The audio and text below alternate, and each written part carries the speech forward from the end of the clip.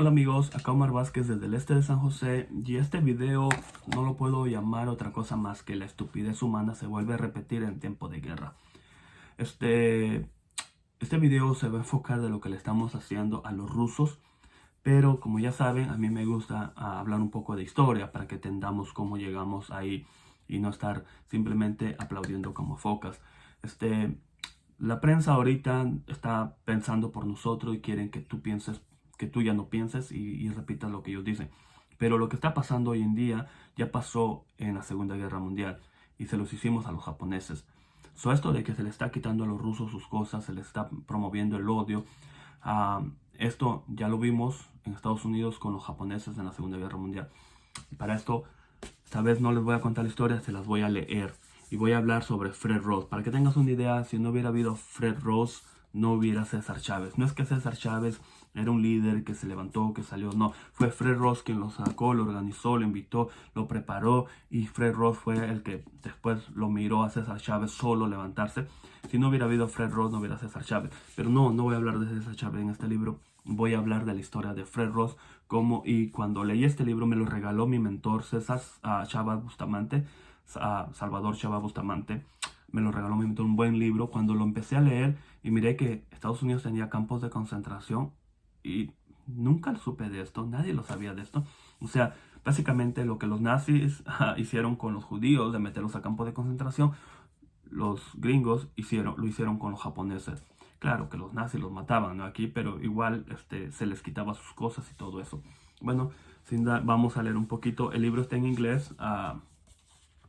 Y él cuenta su historia aquí en la introducción, cuenta cómo él dice, in the second week of January 1944, Ross driving from Cleveland to California, accompanied by two Japanese American men.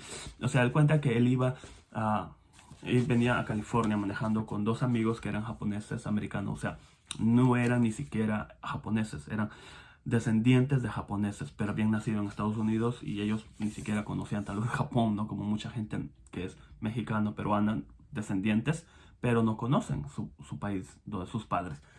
Entonces él cuenta que la historia como entraron a un restaurante, la gente se quedó en silencio, dice, empezaron con palabras de odio, otro hombre levantó el teléfono y llamó a la policía y muy fuertemente dijo, estoy reportando que acá hay a couple of Japs le decían a los japoneses, ni siquiera le decían japonés, no, Japs le decían.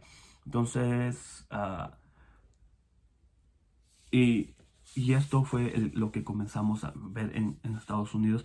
Y esto fue un odio promovido por la prensa.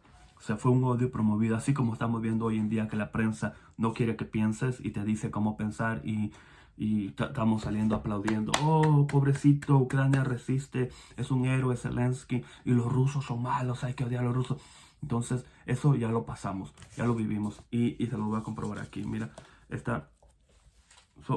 sorprendente cómo la historia se vuelve a repetir y nosotros, los hombres, las personas que dependemos de la información de la prensa, pero esta prensa está en manos de gobiernos que tienen intereses políticos y estos gobiernos están controlados por gente millonaria que tienen intereses en sus bolsillos solamente. Así es de que hay que pensar un poquito afuera de lo que te dicen y no hay que cometer la misma estupidez porque la gente en guerra, los civiles no tienen la culpa. Así como hoy se les está exigiendo a los rusos que no ataquen a los civiles y los rusos precisamente no han despegado sus aviones para evitar casualidades. Bueno, claro, cuando Estados Unidos hace guerra y mueren civiles son daños colaterales, pero cuando los rusos hacen genocidio, ¿verdad? No, es malo de las guerras, haga quien lo haga. Y a los civiles no se les tiene que atacar. ¿Y qué estamos haciendo ahorita con los rusos? Les estamos atacando. Les estamos atacando, pero ¿cómo? Económicamente. Se les está confiscando sus cuentas, sus cosas. Hasta Coinbase les está quitando a los que tengan apellidos rusos. Se les está quitando sus criptomonedas o descendientes rusos. Les está congelando. Ahorita vamos a hablar más de esto. Mira, y esta parte de aquí te relata cómo un journalist, libro, dice, uno de los, ¿cómo se llaman? Generales, DeWitt, en San Francisco, presidio,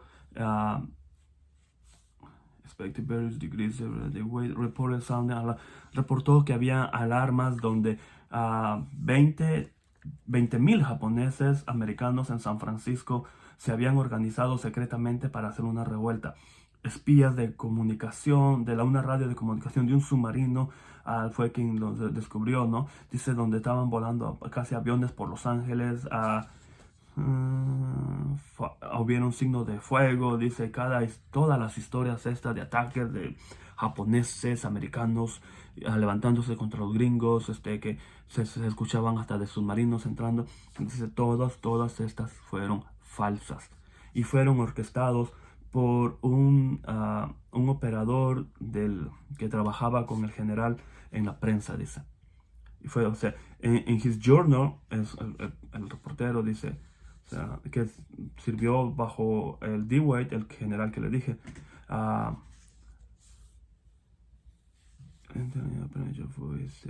que promovía la histeria. Pero aquí está lo más interesante, mira, dice, ¿no?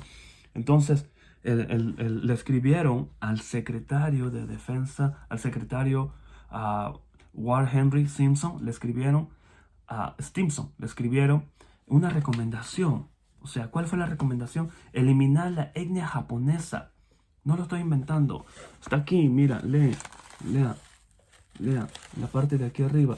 Le escribieron para eliminar la etnia japonesa. ¿Y sabes qué? Dice, en febrero de 1909, el presidente Roosevelt aprobó the request with Executive Order 9066. O sea, Roosevelt, que para mí es un presidente que después de Lincoln me cae súper bien, Roosevelt, aprobó la recomendación de este general de eliminar la etnicidad japonesa.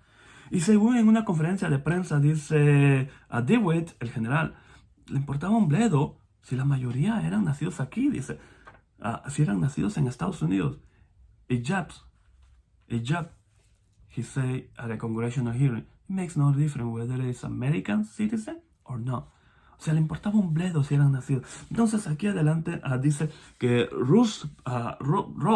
Ross, la biografía de quien es este libro, el que descubrió a César Chávez, fue enviado para asegurarse de que la transición sea justa. O sea, que sea voluntaria. Comenzaron a palabras como, oh, vamos a quitarle sus cosas, pero voluntarios tienen que dejar sus granjas, sus casas, sus terrenos. O sea, Ross dice en el libro que al principio él pensó que era cierto todo, pero después se dio cuenta que no, era injusto. Y dice que él le dolió que Roosevelt haya tomado esa decisión. Y cuando yo leí este libro me quedé, un momento, Estados Unidos tenía campos de concentración. No, Omar, tal vez puede decir, estás exagerando, dice, ¿no?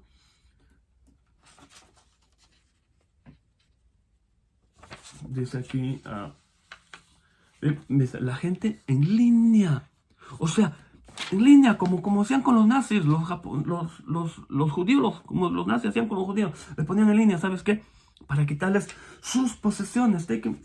So, people line up to have their most important possession taken from them. Les quitaban sus cosas. Y ¿saben qué? Para no hacerla más larga, había puesto un espaciador. Miren. Estos son los campos de concentración. Así se miraba. Y aquí les voy a leer la parte de aquí. Dice: Minidoka Relocation Center, August 1942. O sea, agosto 18 de 1942. Relocation Center. Dice: uno de los 10 campos de concentración, internment camps. Dice, construido por el gobierno federal en Minoka Wall, the highest desert of Idaho. En Idaho, en el desierto de Idaho, donde hace un huevo de frío. Dice, as it speaks,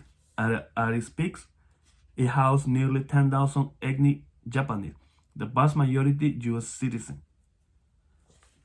Dice, cortesía de Bancroft Library, University of California de Berkeley. Cortesía de Berkeley es esa foto. Dice que en su pico más alto, este campamento tuvo 10,000 japoneses y la vasta mayoría eran ciudadanos estadounidenses, o sea, nacidos en Estados Unidos o ya ciudadanos. Dice, la vasta mayoría. O sea, ¿qué les parece? ¿Cómo lo ven?